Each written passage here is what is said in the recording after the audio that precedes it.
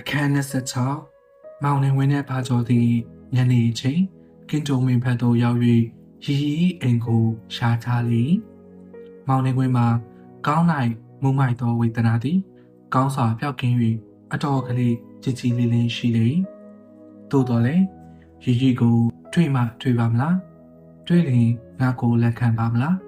ငါပေါ်၌အထင်လွဲနေရင်သူ့စီကိုအဝင်ရခတ်တော်မူစသည်ဖြင့်တွေးတော့ကရင်ထဲတွင်တတိတ်တိတ်နေလေသည်ရီရီပြောသောလိပ်စာတိုင်းအိမ်ကိုလိုက်ရှာကြလျာနေဝင်ခန်းဤအချိန်တစ်ခုရောက်သောအခါ၎င်းအိမ်ရှိရာသို့လိုက်သွားကြလေသည်ထိုအခါမောင်နေဝင်မှရှင်ထဲတွင်လိုက်ဖို့လျက်တွေ့မှတွေ့ပါမလားဒီအိမ်ဟုတ်ပါမလားဟုထက်တန်စွာစိတ်ဆောလျက်မောရမဲမသိပင်အိမ်နမတ်နှင့်လမ်းနေရာတို့ကိုကြည့်ရှုကတိရှားစွာမှတ်သားလျာရီရီမာသည့်အတိုင်းတွေ့ရသောကြောင့်ရီရီအိမ်ပဲဟုသိရလေသည်၎င်းအိမ်သည်လွန်စွာစိတ်နေလျက်တန်းချန်တွေတွင်လူတစ်ယောက်ကိုမှမတွေ့ရသောအခါရီရီ၌ခန်းစားရသောစိတ်လည်းမချမ်းသာခြင်းရဲ့အမတ်ကိုတွေ့ရလေသည်ပန်းပေများမှာညနေချမ်းနေအောင်၌အပြိုင်ပွင့်ကြလျက်မိမိတို့ရဲ့အရှင်ကိုလမ်းဆွင့်မျောတကာနေတကယ်တော့မှတ်ထင်ရလေသည်မောင်နေဝင်းကဒီအိမ်မှာဟုတ်ပါမလားစိတ်ငြိမ်လာချင်ရလားတကားများအကုန်ပေးလို့ဘယ်လိုမှရှိတဲ့လက္ခဏာမရှိဘူးဟုတွေးတော့ကအတော်ကြီးစိတ်ပြက်လေရီရီဘယ်လိုသွားပါလိမ့်မလဲရီရီရှိသေးရလားရီရီဒီမြို့နဲ့ညာပြီးပျော်ပွဲစားသွားရည်နေသလားစသည်ဖြင့်တွေးတော့ကအိမ်ကိုမတွေ့မိရတဲ့မိမိမှာပို၍ဝင်လေခြင်းကိုဖြစ်ပေါ်လာစေသည်အိမ်ပြတင်ပေါက်များကိုတစုံတယောက်ဝင်၍ကြည့်လေမလားဟုမျှော်လင့်ကတရီဝဲဝဲနဲ့စောင့်ကြလျာနေဝင်၍သွားသည့်တိုင်အောင်လူရိပ်လူရောင်ကိုမမြင်ရခြင်းမိအောင်များကိုလည်းမတွေ့ရရီရီဘယ်လိုများဖြစ်ပါလိမ့်မလဲဟုစဉ်းစား၍မရနိုင်ပဲ9နာရီကြော်ခန့်တိုင်အောင်စောင့်စားကြပြီးနောက်တစုံတစ်ခုသောအတန်ကိုမှမကြားရသဖြင့်လှည့်ပြန်၍သွားလျာမောင်နေဝင်းမှာမော့ပန့်လျက်ကိုစိတ်နှစ်ပါးမှာမြေသို့ပစ်ချရသောကျိုးခွေပမာနွမ်းခွေ၍ကြားတော်မလို့ဖြစ်သောကြောင့်စကားမပြောနိုင်ပင်ဘာကျော်ကိုသာမိ၍ချိနှင့်စွာပြန်လာနေသည်လမ်းချားများကိုကြည့်ရှုပြန်တော်လေတစင်းတလီပုံမှမမြင်ရသဖြင့်မောင်နေဝင်းသည်ဆက်လက်၍လမ်းလျှောက်နိုင်အောင်ဖြစ်ပြီးလင်ဘာကျော်ခဏထိုင်ပြီးနားကြပါအောင်ဆိုတငယ်ချင်းအိမ်တော်ထီမှာပဲသူတို့ဘယ်သွားနေရင်မသိဘူးထိုကဲ့သို့နေသည့်တွင်ရီရီထဝဲကိုပြန်သွားလေသလားပကူမျိုးတို့မြို့အုံမင်းနဲ့သွားနေသလားမြို့အုံနဲ့ညာပြီးခါစားမှုပျော့ပျော့ပပဖျားဘူးသွားယူနေရှာသလားသို့မဟုတ်ဒီငါမပေါ်လာတဲ့အတွက်စိတ်လည်းမကောင်းပဲခရီးများသွားလာယူနေသလားစသည်ဖြင့်တွေးတောဆင်ခြင်လျက်တမယူချကာနေလေသည်ထို့နောက်အနှဲငယ်အားပြည့်၍ရှိလာလျာဘာကျော်ကကိုနေဝင်းမောင်ထဲမှာဒီလိုထိုင်နေရင်လမ်းဆောင်ပြတာတွေကဘာလို့ညာလို့ထင်မေးတွားကြပါဆိုရဗျာမနေ့ပြန်ကတချင်းပြင်းပြီးရှာပြန်တော့လို့ထို့သူပြောခိုက်တွင်လမ်းချသစင်းရဲ့အတန်ကိုကြားသဖြင့်၎င်းလမ်းချကိုစီးကမြို့လေသို့ပြန်သွားကြလေသည်ထို့နောက်2ရက်လောက်ဆက်လက်၍လာရောက်ရှာဖွေလျာရီရီကိုမတွေ့ရသောကြောင့်မောင်နေဝင်းသည်လွန်စွာစိတ်ပြတ်ရှာလေသည်ကြိုက်လက်မျိုးမှာပါသောငွေနှင်းငယ်တို့မှလည်းကလာခတ်တဲ့ရီကလာချီစီရတဲ့ဂုံတီဆိုသောစကားရမောင်ပါကျော်၏ကစောပူနှင့်ကိစ္စချောလို့မတတ်ရှိလျာကြကြနေနေရီရီကိုမတွေ့မီငွေများကုန်ပြီဆိုသောကြောင့်ပါကျော်၏အတိမိတ်ဆွေလူတီလူပေများထံမှချင်းချင်းကြက်ကြက်အိပ်ရသောကြောင့်စိတ်လည်းမချမ်းမသာဆင်းရဲခြင်းမလားဆင်းရဲခြင်းကိုကြုံတွေ့ရတဲ့အတွက်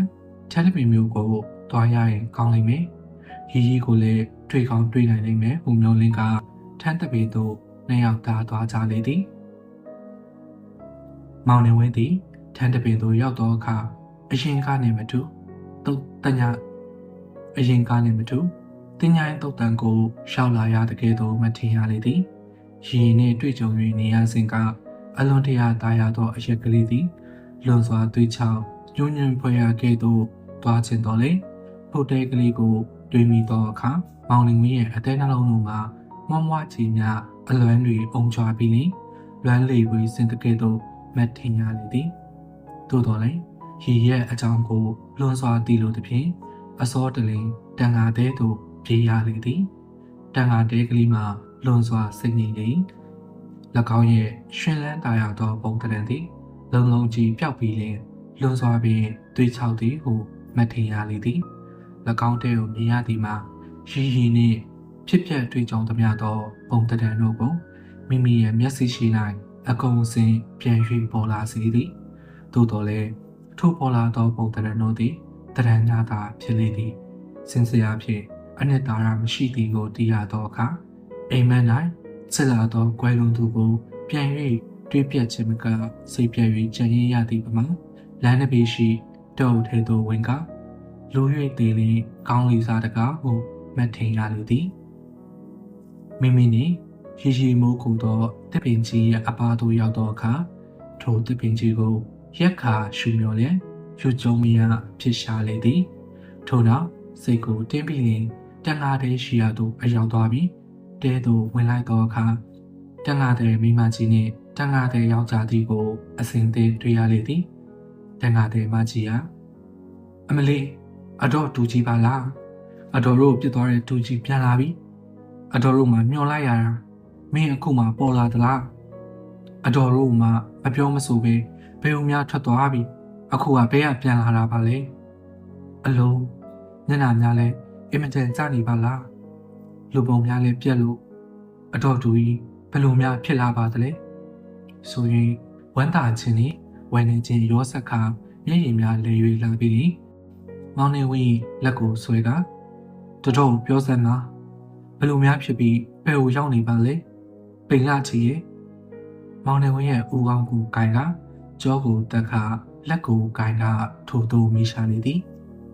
တန်ဃာတဲ့ယောက်ျားလေမင်းကွယ်လုံးမလောက်ရက်ပြီးတနေ့ပေါ်လာနိုးနဲ့နေ့တိုင်းပဲမင်းချောင်းကိုပြောနေရတာပဲနောက်ကိုဒီလိုမလုပ်ပါနဲ့တူမောင်ရဲ့ဆို၍ပြောကပလုံးတစ်ခုကိုရှယ်၍နေနေသည်မောင်နေဝင်းမှာတန်ဃာတဲ့မကြီးရဲ့မျက်နှာ၌မျက်ရည်စာများကိုတွေ့ရသောအခါမိမိမှာမျက်ရည်များကိုချုပ်ထွေးရမရပဲအတော်ရဲ့ကျွန်တော်ရဲ့အဖြစ်ဖြစ်တွေကိုကျွန်တော်ပြန်ပြီးမပြောပါရစေနဲ့တော့ဆို၍ပြောကမျက်နှာကိုလက်ဝါးနှင့်အုပ်၍ရှိုက်ခါငိုရှာလေသည်ထိုကတန်ဃာတဲ့ကြီးသည်ပလုံးကိုနှပေးနိုင်ချပြီးမိမိရဲ့ဇနီးတွေကိုကြီးကအပါသို့ထားလာပြီးလေဘာဖြစ်တယ်လဲဘယ်လိုဖြစ်ခဲ့တယ်လဲဟုတ်ပါရဲ့ကျုပ်ရိပ်မိသားပဲလူပုံတော်မနဲ့ပြက်နေရအရင်ကလူနဲ့မှမတူပဲကလားတခုခုတော့ဖြစ်လာပါပြီလို့ကျုပ်အပြောမိသားပဲဘာများဖြစ်ခဲ့လဲဒူမောင်ဦးတို့ကိုပြောပြမှာပေါ့ကွယ်တန်ဃာတဲ့မကြီးရလေငါတို့ရန်ကုန်ကပြန်လာသလားမင်းနမနဲ့စိတ်ဆိုးပြီးလာခဲ့သလားအတော်တို့ကိုပြောပါသူကမချင်ရင်မင်းပပူပေးရလေအတော်တို့နဲ့တက်လုံးနေရပေါ့ဆိုရင်အားရှိအောင်ပြောရှာလေသည်မောင်နေဝင်းတီကစကားတစ်လုံးမှမပြောဘဲဆက်လက်၍ငိုရှိုက်ကအတော်သူဒီကိုမလာဘူးလားသူဒီမျိုးမှရှိသေးရဲ့လားမျက်နှာကိုမော်၍မေးလိုက်သည်သူယင်းဤမနဲ့ပဲရန်ကုန်ပြန်သွားတယ်သူညီမတော်များလည်းပါသွားတယ်မင်းနဲ့ဘာဖြစ်လာလဲရန်ကုန်ကပြန်လာစဉ်ကဒီကိုလာပြီးကြည်သေးတယ်မင်းခန်းဦးတော့အကြာကြီးဝင်ပြီးထိုင်သွားသေးတယ်မောင်နေဝင်းသည်မျက်ရည်များကိုတုပ်ရက်သူဘာပြောသွားလဲတော့ထို့သူမေးလိုက်လေတန်ဃာတဲ့မကြီးကသူမင်းနဲ့မတွေ့ရတဲ့အကြောင်းပြောသွားတာပဲသူလည်းပိတ်နေတယ်မင်းကြောင့်မကြမ်းမမာတော့ဖြစ်တယ်လို့အတော်ထင်တာပဲဆို၍ပြောလျာမောင်နေဝင်းကမိမိရဲ့အဖြစ်ပြက်တို့ကိုအကုန်စင်ပြောပြလျာတန်ဃာတဲ့လင်မယားသည်ရင်ဘတ်ကိုထုကစုပ်သက်ခါကြီးစွာသောကျင်နာခြင်းနှင့်နားထောင်၍နေကြလေသည်စကားဆုံး၌စိတ်ငြိမ်စွာနားထောင်၍နေသောဘာကျော်ကိုချီးကြပြီးမောင်နေဝင်းကိုကဲဆဲသူဖြစ်ကြောင်းကိုသိကြရလျက်ကျေးဇူးတင်သောစကားများကိုပြောကြားလေသည်မောင်နေဝင်းသည်စကားဆုံး၌အတော်ကျွန်တော်အခွင့်ပြုပေးအောင်တော့ကျွန်တော်နောက်နေရာကြိုင်လေလာခဲ့မယ်နေရာမကြိုင်ဖြင့်ဘယ်လိုဖြစ်မယ်မသိဘူး ကျွန်တော်သာအခွင့်ပြုကြပါတော့သူစီဦးဖြင့်အညံလိုက်သွားမှတော်မယ်ထင်တယ်ထို့သောပြောကတန်ခါသေးလေးများကိုနှုတ်ဆက်ခါခွေခွာခဲလေသည်တန်ခါသေးလေးများနှစ်ယောက်ကလည်းအေးမောင်မင်းတို့လည်းသူမျောနေလိမ့်မယ်။အော်ချက်ချက်လာပြီးကိုရောင်ပြတာလို့ဖြစ်နေရပါပဲ။တွားအောင်တော့မတွားရင်ကိစ္စမပြီးဘူးကွ။ထို့သူပြောကတဲပြင်သူလင်မယားနှစ်ယောက်စလုံးထွက်ကမောင်နေဝင်းနဲ့ဘာကျော်တို့ကိုလူလုံးပြောက်တီတိုင်အောင်မြို့ကြီးလိုက်လေသည်။နောက်အတန်ကလေးကြာတော့အခါတန်ခါတဲ့ယောက်ျားသည်အခန်းထဲသို့ပြေးဝင်ပြီးအလင်းမြန်ပြန်၍ထွက်ခါမောင်နေဝင်းတို့နောက်သို့ပြေး၍လိုက်လေသည်၎င်းပြေးလာသည်ကိုမောင်နေဝင်းတို့မြင်ရသောအခါ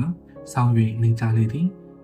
အဘတို့ရောက်လာပြီးလျှင်မောင်နေဝင်းရဲ့လက်ကိုတန်ခါတဲ့ရဆွဲယူကရော့လမ်းစေယူသွားပါနေရာကြသည်ဖြစ်စေမကြသည်ဖြစ်စေဦးလေးတို့ထံဆက်ဆက်ပြန်လာခဲ့နော်ဆို၍ပြောကငွေ30ကိုမောင်နေဝင်းရဲ့လက်ထဲသို့ထည့်ပေးလေသည်မောင်နေဝင်းကမိမိမှလည်းငွေပြတ်လက်၍နေသောကြောင့်ဝမ်းနည်းစွာကျေးဇူးတင်သောအမူအရာနှင့်ညှင်းဆန်ခြင်းမပြုဘဲရှုထားပြီးလေကောင်းပါပြီဦးရဲ့